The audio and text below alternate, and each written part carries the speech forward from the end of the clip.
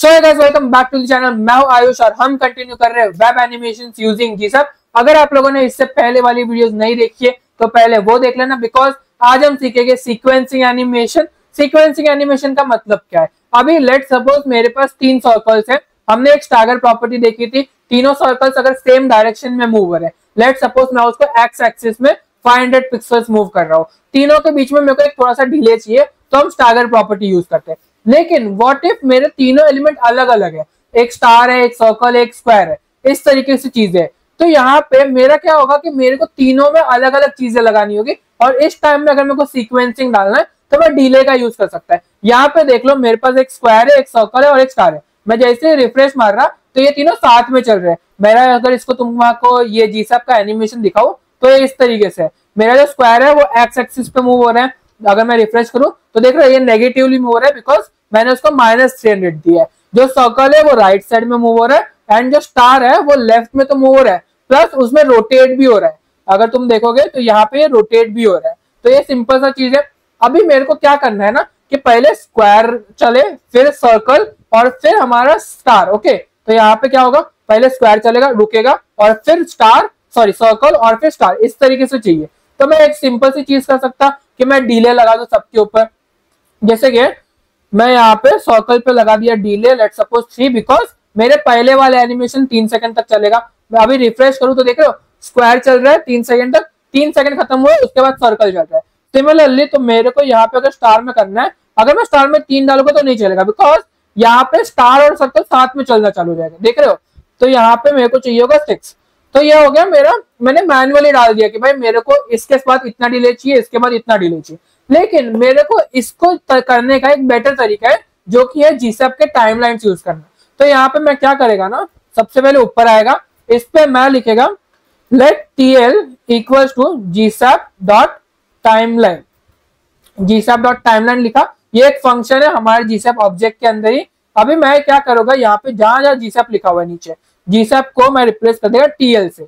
तो अभी क्या होगा ना, मेरा जो ये जीसैप टाइमलाइन है वो मेरे को एक दूसरा ऑब्जेक्ट रिटर्न करता है। मैं यहाँ पे रिफ्रेश करके दिखाता, यहाँ पे तुम्हारे पास ये है, इसको मैं कंसोल में करता, सेम चीज लिखता, जीसैप डॉट टाइमलाइन, एंड जैसे ही मैं इसको कॉल करूंगा, इसने मेरे को एक दूसरा ऑब्जेक्ट बना के दिया। इस ऑब्जेक्ट के तुम्हारा प्रोटो प्रॉपर्टी देख रहे हो, यहाँ पे प्रोटो प्रॉपर्टी के अंदर मेरे को from method, from to method, जो मेरे मेथड्स है ना वो मेरे को यहाँ पे भी मिल रहा है। ओके, तो मैं सेम केस यहाँ पे भी वापस कॉल कर सकता। तो यहाँ पे मैंने वही किया, TL.2 TL.2 TL.2, इस तरीके से सिंपल सा चीज है। अभी मैं अगर यहाँ से डिले हटा दूं, डिले हटा दिया, मैंने सिर्फ एक छोटी सी चेंज किया, एंड यहाँ पे मैं रिफ्रेश करके दिखाऊं तो तुम देख रहे हो मेरे को जैसा चीज चाहिए कि स्क्वायर एनिमेशन, सर्कल एनिमेशन, फिर स्टार एनिमेशन चलेगा, देख रहे हो इस तरीके से। तो मैंने ऑलरेडी सीक्वेंसिंग कर लिया। इससे एडवांस चीज क्या कर सकते हैं, लेट सपोज मेरे को स्क्वायर और सर्कल ये दोनों मेरे को साथ में स्टार्ट करना है। अभी कहते हैं एक के बाद एक स्टार्ट हो रहे हैं, मेरे को दोनों को साथ में करना है चालू। तो मैं क्या कर सकता, मेरे पास जब ये फंक्शन से मैं कॉल करता हूँ तो मेरे जो फंक्शन है इसमें मेरे को तीसरा पैरामीटर में मिलता है, जो कि है मेरा टाइम। तो मैं अगर 0 कर दूं तो दोनों ही साथ में रन हो गए, देख रहे हो स्क्वायर और सर्कल दोनों ही साथ में रन हो रहे हैं। अभी मेरे को अगर थोड़ा सा ही गैप डालना है मेरे को दोनों के बीच में, तो मैं क्या कर सकता है ना कि मैं इसको तो 0 रख दूं, लेकिन इसको मैं कर देगा 0.5। तो क्या होगा, 0.5 सेकंड का डिले के बाद मेरा सर्कल स्टार्ट होगा। ओके, सर्कल का एनिमेशन स्टार्ट होगा, और जैसे ही दोनों खत्म हो गए पहले वाले, मेरा स्टार चालू होगा। डिफॉल्ट क्या होगा कि अगर मैंने कुछ नहीं दिया तो एक के बाद एक, अगर मैंने किसी 2 को या 3 को दे दिया तो पहले वो रन हो गया, फिर मेरा लास्ट वाला रन होगा। Okay, according to the sequence. अभी लेट सपोज मेरे को यहाँ पे, ये तो मेरा समझ लो मैंने 0 और 0.5 दे दिया, मेरे को रिलेटिव टाइमिंग रखना है। जैसे कि मेरे को पूरे एनिमेशन का 50% पे ये चीज रन करनी है, तो मैं यहाँ पे स्ट्रिंग में दे सकता प्लस इक्वल्स टू 50%।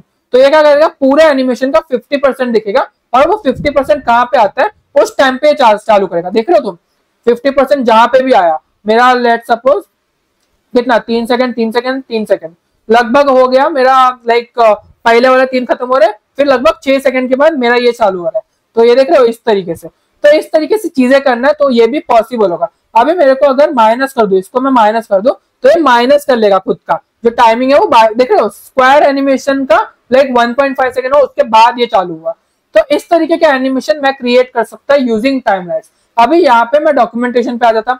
ये डॉक्यूमेंटेशन में देख रहे हो यहाँ पे इन्होंने दिया हुआ भी है मेरा पहले नो डिले, फिर डिले 1 सेकंड, फिर डिले 2 सेकंड, ये इस तरीके से चीजें देखेगी। बिकॉज इन्होंने क्या किया, अगर मैं रिफ्रेश मारूं तो तुम्हें यहाँ पे मैं दिखाता, ये लोड हो रहा है, जैसे ये लोड होगा तब तुम्हें एनिमेशन एक दिखेगा।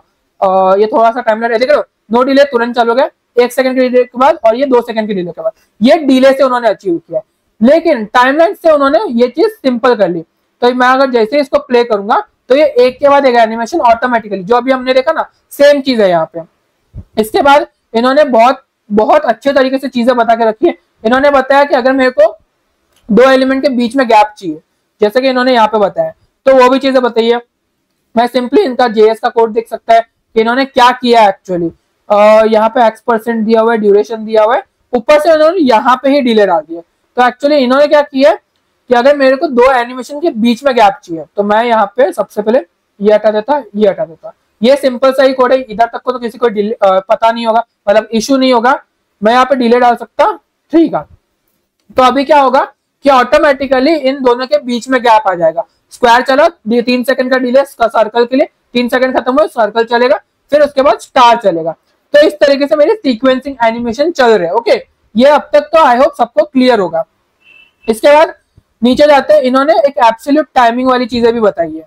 ये देख रहे हो एब्सोल्यूट टाइमिंग, अभी जो हम लोग देख रहे थे, जो लास्ट में मैंने बताया कि थर्ड पैरामीटर डाल के 1 2 3 इस तरीके से एब्सोल्यूट टाइमिंग दे सकते हो, तो वो चीजें हमने देखी। इसके बाद हमारे पास आता है गैप। अभी जो हम लोग ने डिले क्रिएट किया है वो हम थर्ड पैरामीटर का यूज करके भी कर सकते हैं। वो कैसे, मैंने आपको अभी अभी बताया कि प्लस इक्वल टू किया मैंने, तो वो जो है वो मैं गैप डालने के लिए यूज कर सकता कि मैंने प्लस इक्वल टू 1 कर दिया या प्लस इक्वल टू 50% कर दिया, तो 50% टाइम बढ़ जाएगा। अगर मैं माइनस करूंगा तो उल्टा चल जाएगा। ओके, कि दोनों के बीच में ओवरलैप कर रहा है। अगर मैं नंबर दूंगा तो उतना गैप आ जाएगा, अगर मैं परसेंट में दूंगा तो पूरे एनिमेशन के हिसाब से वो चीजें काउंट होगी। ओके, आई होप इतना समझ में आया होगा। ये है हमारे टाइमलाइंस। अभी यहाँ पे मेरे पास कुछ डिफॉल्ट चीजें भी है यहाँ पे, आई डोंट नो इन्होंने दिया हुआ भी है कि नहीं है। लेट्स सी नीचे कहीं पे इन्होंने देखो यहाँ पे आई गेस दिया हुआ है, देख रहे हो यहाँ पे इन्होंने डिफॉल्ट प्रॉपर्टीज डाल दी। तो यहाँ पे लेट्स सपोज ये मेरा ड्यूरेशन जो है वो सब जगह सेम है, यहाँ पे एंड यहाँ पे ड्यूरेशन सब जगह सेम है।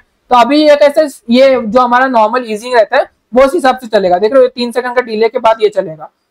अब मैं डिले हटा देता तो मेरा जैसे नॉर्मली चल रहा है वैसा चल रहा है, जो नॉर्मल टाइमिंग फंक्शन है। अभी मैं अगर वो ऑब्जेक्ट जो मैं नीचे डिक्लेयर कर रहा था मैं वो यहाँ पे डिक्लेयर कर दूं ड्यूरेशन 3, तो अभी क्या होगा कि हर एनिमेशन जो है 3 सेकंड तक चलेगा। यहाँ पे डिले ऐड हो गया क्या, 1 सेकंड नहीं, तो अभी ये आई डोंट नो, मेरे को देखना होगा कि ये कुछ समय के बाद चालू हो रहा है। देख रहे हो ये कुछ समय के बाद चालू हो रहा है, तो आई गेस ड्यूरेशन नहीं है, डिफॉल्ट प्रॉपर्टीज के अंदर मेरे को डालना होगा आई गेस डिफॉल्ट, एंड इसके अंदर मैं ये डाल सकता।